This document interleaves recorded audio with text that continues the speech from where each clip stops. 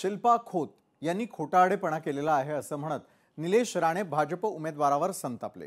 खोत यांनी उमेदवारीसाठी कुणबी जात प्रमाणपत्र जोडल्याचा आरोप त्यांनी केलाय। शिल्पा खोत यांनी जनतेची माफी मागावी, निलेश राणेंनी ही मागणी केली आहे। हे सगळे पुरावे हेच दर्शवतात की त्यांचं जात प्रमाणपत्र सौ शिल्पा यतीन खोत यांचं 100% खोटं आहे।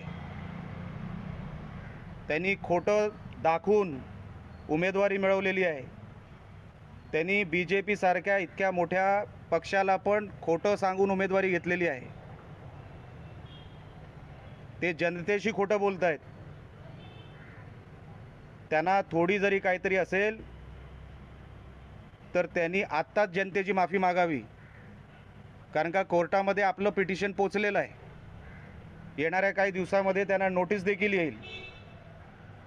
त्याच्यामध्ये कुठेही सिंधुदुर्गाचं नाव खराब व्हायला नको, कारण का आता कोल्हापूर बेंच आहे। लोकशाही मराठी ऐका, पहा, जागरूक रहा।